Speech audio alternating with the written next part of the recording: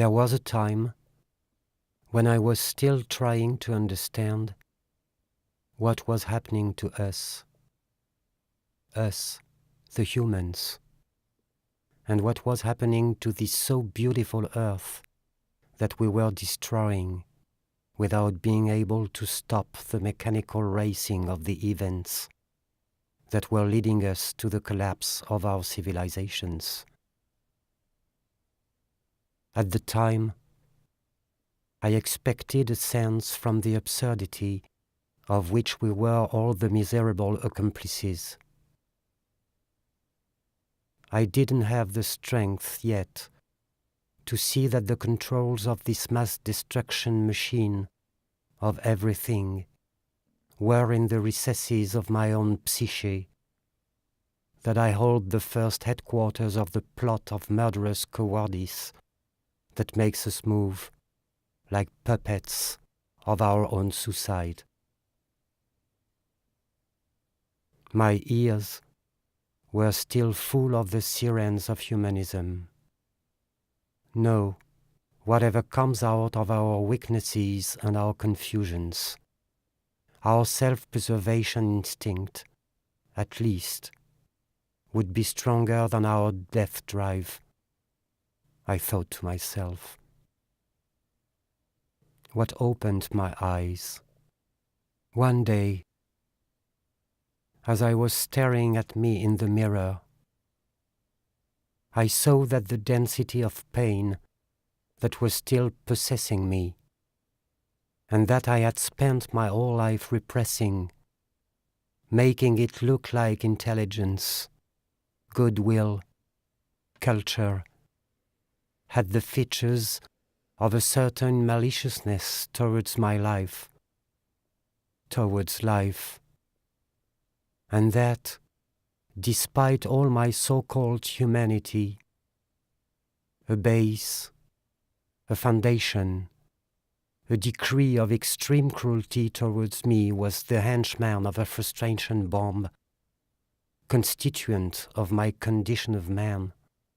That day, this vision was so lightning that it started cracking the mirror in which I had always fictitiously pictured myself as a human among the humans.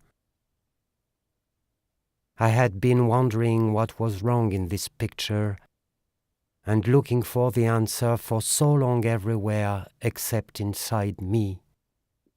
Because in me, with all my strength, I believed in mankind. I believed in humanity, in the power of intelligence, of goodwill, and of the moral, psychological, cultural, and even spiritual progress of our species. I believed this because I viscerally needed to think I was a human among the great humanity, even if I found it incredibly difficult to know what this humanity was the name for. Why haven't we overthrown already the murderous tyranny of the financial, industrial, political, and media oligarchy that reduces ourselves to slavery and sets up our extermination as well as the accelerated destruction of the global ecosystem? I wondered. The vast majority of the citizens of all the countries feel and know well that our global organizational system is suicidal. Why does this global majority rebel so little? Why, in the very name of the values of the neoliberal democracy, does it agree to be manipulated to the point of putting in jeopardy of deadly collapse the civilizations it had a hell of job building? All the motives, conjured up by reason or by the religious faith, seemed so limited and helpless to give an account of our collective madness to me, that I was led to open my eyes even wider. to the point of transgressing the limits of what is thinkable, tired of reflecting over and over again on the origin of our flagrant unsuitability for life, I was led to identify the only blindness foundations that could simply give an account of this painful global aberration. If we find ourselves in a situation that is so awkward, it is because, more powerful than any other strength at work in our destiny, it is not the reflexive consciousness that distinguishes ourselves from the other animal species, but a power that has everything to do with the imagination of a delirium, a madness on which reason has, at the end, no real influence, and that it can at most analyze, partially, without being capable of transforming it radically. I had then to get used to live a life disposed of the illusion of believing I was human. No, at the end, the conquests, the achievements, the ideals, the values, the social, political, economic, cultural hopes that form the subject of our news, all this garish make-up of dreams and institutionalized lies could no longer hide from me the fact that I was bearing within me the crazy germ of the end of this world, based on the illusion of believing we were human. And as I saw me inhuman, I saw my inhumanity everywhere, in everyone. Now, I see a constant inhumanity at work behind the plasterboard of hypocrisy that we call our civilizations, our institutions, and our cultures. How could we keep acting so slowly to protect our survival of species if we had a heart? Oh, my inhumanity! You who do not feel anything of yourself and of the life creating you, who subvert any sensible decision into a comedy of sincerity. The time has finally come to face you, my eyes in your glass eyes, and to start supporting this untolerated vision where a lying and destroying machine thinks it is a human being, and where this machine is me. But there has never been someone human in what it is called my life. There has been a wound of being so deep and unbearable for itself that it self-destructs blindly, automatically, destroying everything it gets in touch with, reflecting on the thing just enough to not want and be unable to see it directly ever. And this is called culture. And the suffering and hurting machines wearing a human mask are firm believers in culture. Yet, there has never been any pilot in this machine that plays thinking itself, that plays duplicating over and over to the story of this machine to invent itself the time of a story is the hallucination of an inanimate being. We should, at last, admit this vision of the inhumanity that constitutes us, if one day soon we want to stop enduring the vicious circle of the deadly disillusions to which we're wooed by a machine dedicated to inexorably hallucinate what is real in lieu of a life.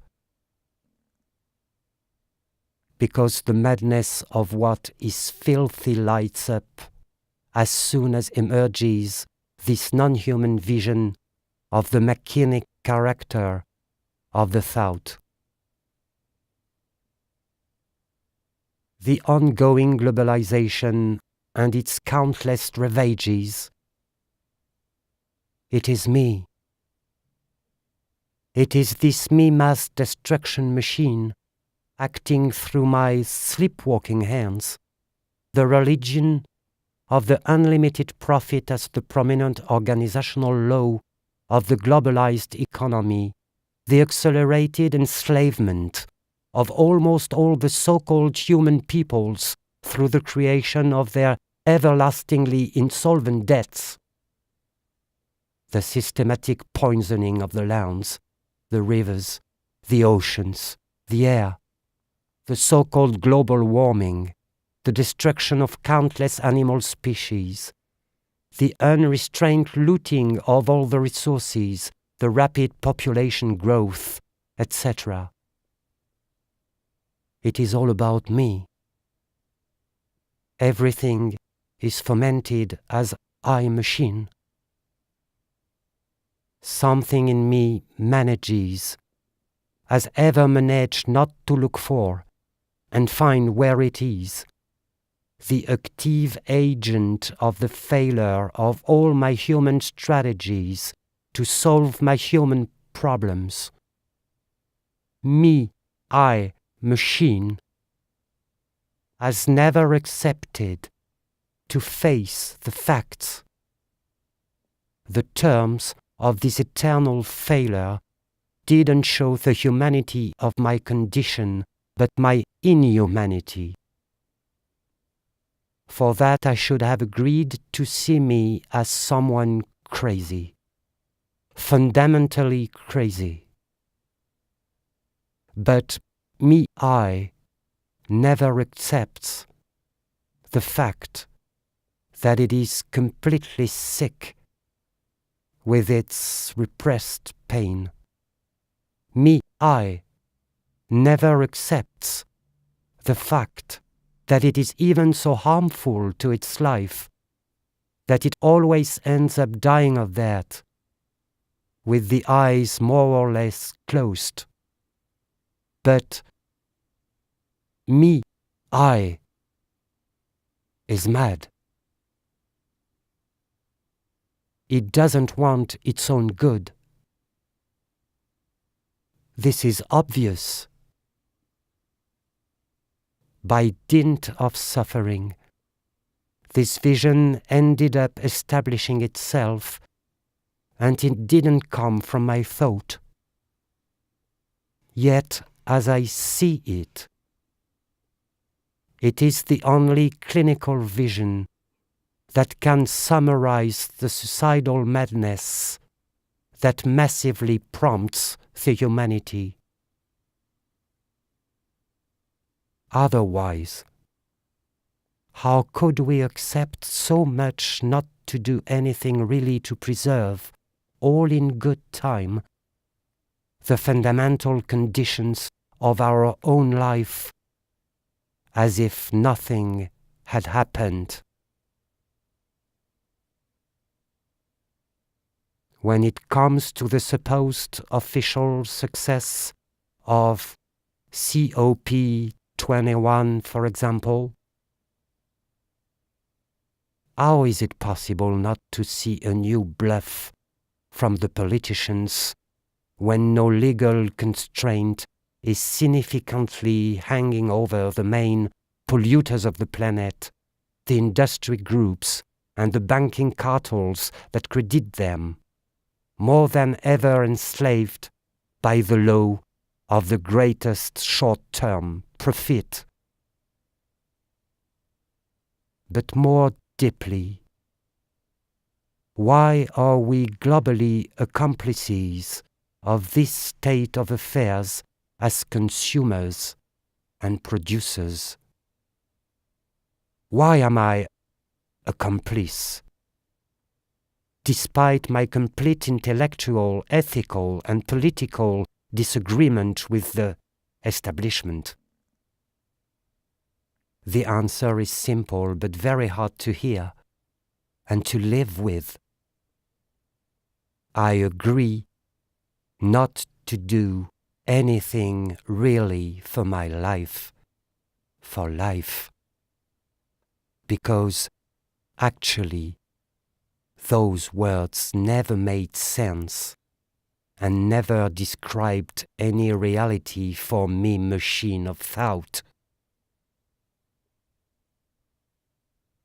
My life is not really real for the thinking machine that appropriates it to be reflected in it through me.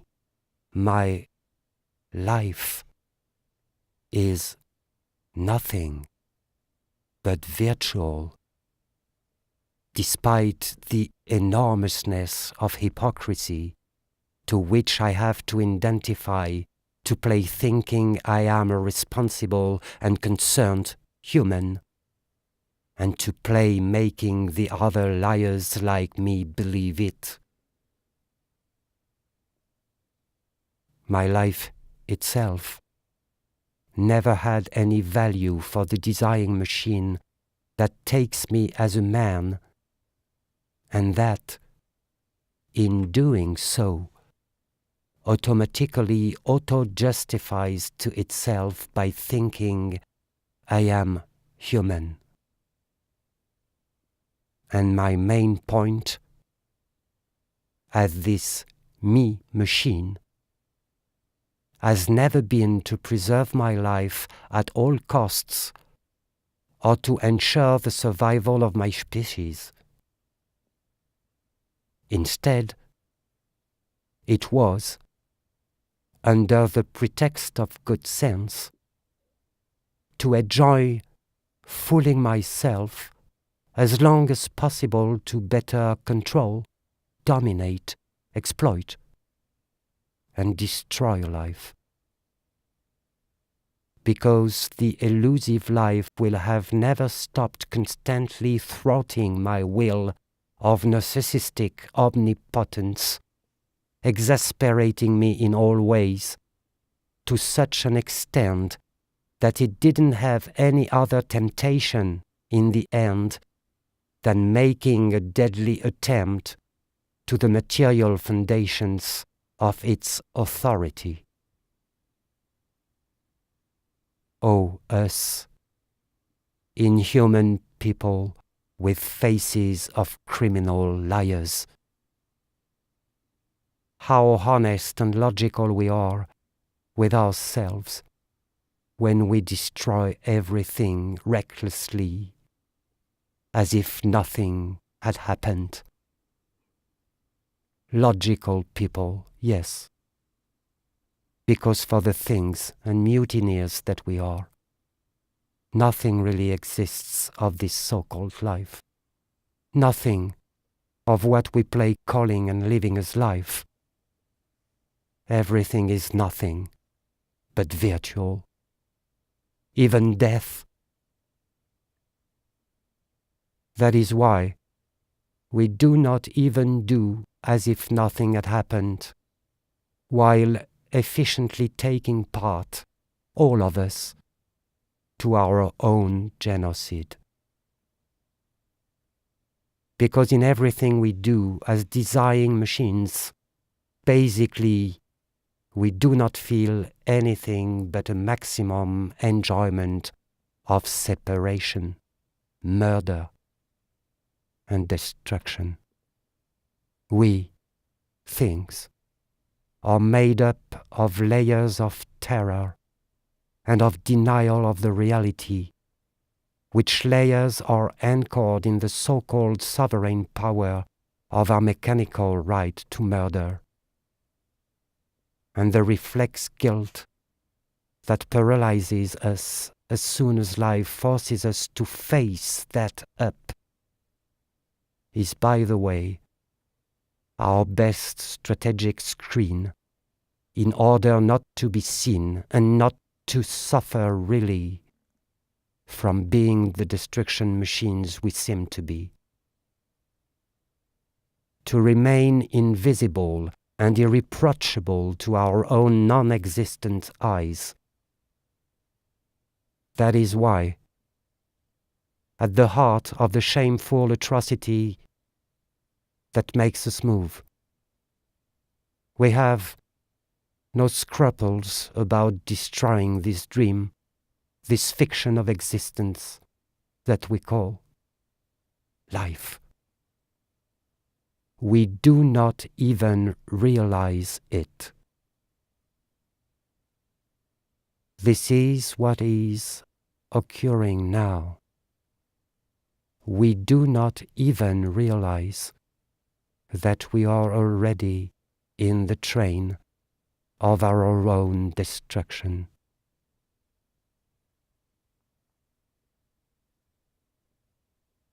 It took me many years not to swoon with horror in front of the acuteness of such a vision. Many years to start crossing the distorting mirror of this overwhelming imposter guilt, and to start looking more and more continuously at my inhumanity. It took me a life to learn how to endure a strength and a quality of vision of which a thinking machine is incapable. In fact, this vision is not the result of a reflection, an analogy, an intuition, or an overview. It does not come from the thought. It took me many years to decondition myself from millenniums of morals, religion, and spirituality that stop in advance any direct, living, and liberating contact with the inhuman in oneself. Because the belief in the evil is everywhere a wonderful dweller that takes part in the fraud of the killing machine. But seeing without thought of judgment in oneself a destruction machine at work, this non-mental act frees us from the demonizing projections to leave only a space of free exploration of this crazy pain in each of us. And the discovery resulting from that is the fact that this inhumanity is not the evil, but an unformulated pain that masterfully requires to be infiltrated in the arcana of the human subconscious through the eye of a non-sentimental and non-mental heart. Then, who am I to be the place of such a vision? And you, who are you? You who perhaps dare to see and adopt so bluntly in yourself that thing plotting this man-looking evil. It is this progressive ability to endure the bluntness of this contact that gives me the strength of a necessary break with the traditions of the age-old thinking culture. Since this bare vision of the inhuman sprung to my mind at the height of my uneasiness, I knew that I was neither human nor bestial, divine, inhuman, but that I was an eye, a heart, and a life, all inconceivable to myself. Until then, I never really deserved the name of conscious being. I was only a thinking machine that was dreaming itself as human. Now, I see that this inconceivable disaster that qualifies the ongoing world is the operation of a wonderful discovery, the birth of a being, of a conscious and non-reflexive substance of life, this awareness of an inconceivable life comes from the bare contact with the inhuman in oneself, a contact that, at every moment, wipes out the man hallucination.